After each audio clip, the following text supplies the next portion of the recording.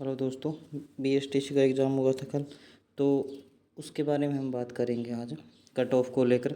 तो पहली बात तो इसका जो नॉर्मलाइजेशन है वो ऑल पेपर का नहीं होगा, उसमें सेक्शन वाइज होगा।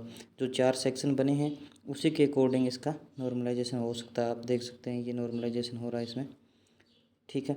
और इसके अंदर जो फार्मूला है, ये फार्मूला है, आप देख सकते हो। इस फार्मूले के अकॉर्डिंग इसमें percentiles after scaling normalization of marks, इसके आधार पर इसका ये फार्मूला है, ये लगेगा। तो इस फॉर्मूले में लगभग में सेक्शन वाइज जो नंबर कम ज़्यादा होंगे, ठीक है। और दूसरा हम देखेंगे बीएसटीसी के अंदर कॉलेज कितने हैं। तो ये आप देख सकते हो, ये कॉलेज है लगभग में, इसके अंदर लगभग में 380 प्लस कॉलेज है टोटल। और जो सीट की बात की जाए तो वो लगभग में सीट है इसमें 25,000 के आसपास सीटें हैं जो अलॉट होगी कॉलेज में।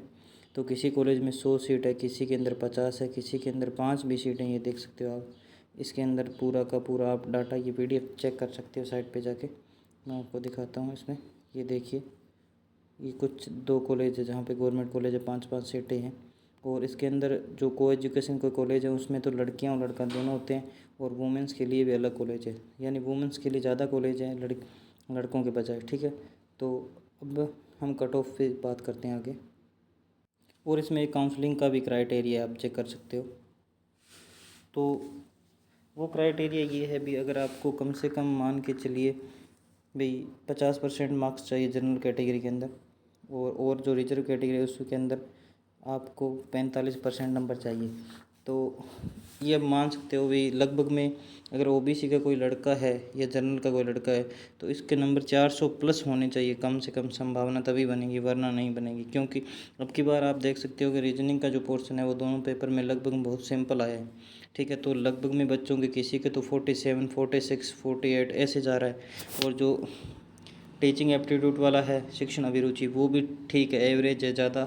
उसमें भी बच्चों के 35-40 के आसपास स्कोर आ रहे हैं, पर बच्चे स्कोर नहीं कर पा रहे। तो जीके के अंदर थोड़ा सा टफ लेवल है, और बाकी थोड़ा सा हिंदी और इंग्लिश ठीक है, एवरेज है, ज़्यादा टफ नहीं। अगर कैटेगरी वाइज आप दे सकते हो, अगर सामान्य के अंदर 400 से प्लस है आपके नंबर 15 से तो भी सिलेक्शन होगा, वरना नहीं, चांस नहीं है, ठीक है। और ओबीसी में 400 प्लस, अगर ईडब्ल्यूएस में अगर 395 से 425 के बीच है तो आपको गवर्नमेंट कॉलेज, ये जो मैक्सिमम नंबर लिखा है वो गवर्नमेंट कॉलेज का लिखा है, ठीक है। इसमें तो गवर्नमेंट कॉलेज मिल सकता है आपको इतने नंबर में।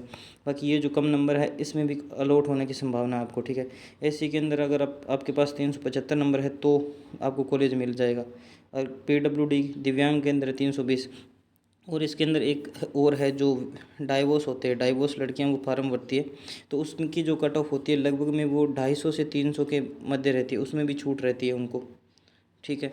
तो अगर आप इस कैटेगरी के अंदर, जिस कैटेगरी के अंदर आ रहे हो, वो आप चेक कर सकते हो कि कौन सी कैटेगरी आपकी आ रही है और कौन से आपके कितने नंबर बन रहे हैं।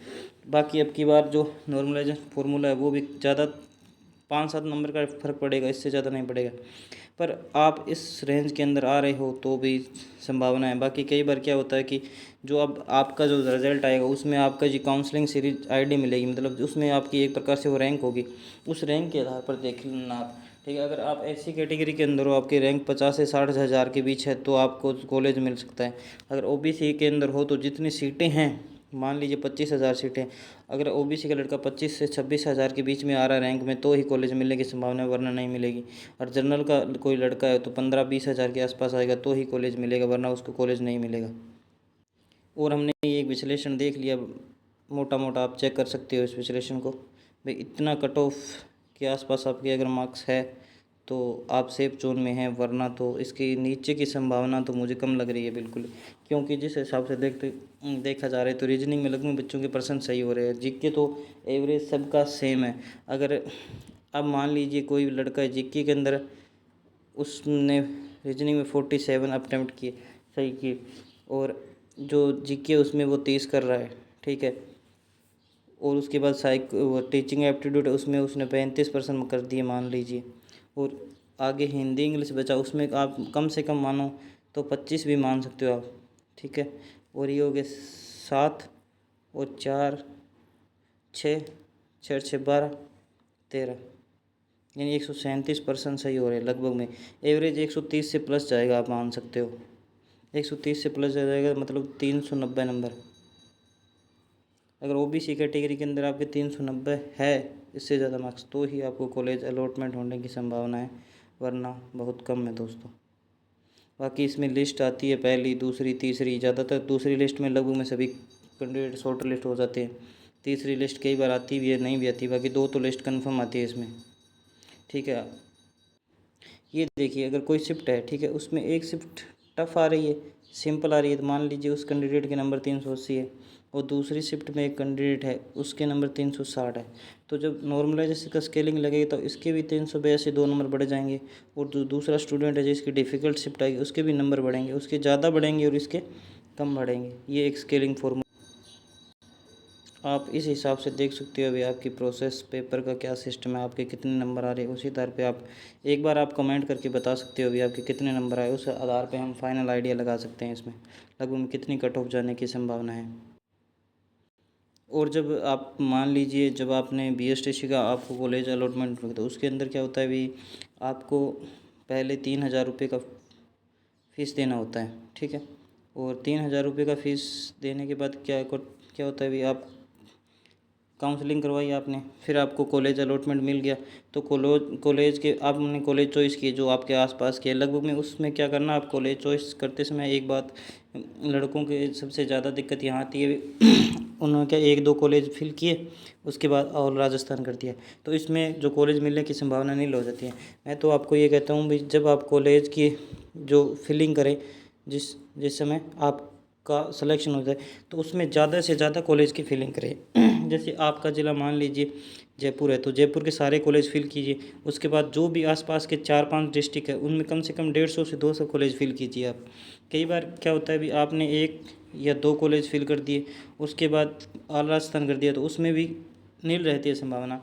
यहीं एक पीछे की घटना, एक लड़का था उसके नंबर 400 प्लस थे, तो उसने क्या किया, सिर्फ 2 कॉलेज फिल किए अपने डिस्ट्रिक्ट के, और उसके बाद उसने ऑल राजस्थान कर दिया, फिर भी उसे दोनों लिस्ट में कॉलेज नहीं मिला। बाकी अगर आपको कॉलेज मिल जाए तो उसके बाद आपको 13,000 रुपये और भरवाने पड़ेंगे, 13,555 रुपये। और उसके बाद आपको कॉलेज में रिपोर्टिंग करवानी होगी। रिपोर्टिंग करवाने के बाद आपका सीट अलॉटमेंट कन्फर्म हो जाएगा।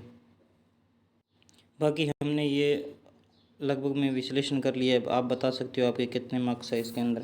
लगभग में अगर ओबीसी के अंदर कोई लड़का है, मान सकते हो आप, तो उसके नंबर, मेरा तो आइडिया है भी 380 प्लस तो होने चाहिए, इससे तो कम नील है संभावना, ठीक है। जर्नल का तो 400 प्लस मान सकते हो, और एसी के अंदर 370 या 80 तो होने चाहिए कम से कम। ठीक है दोस्तों, थैंक यू।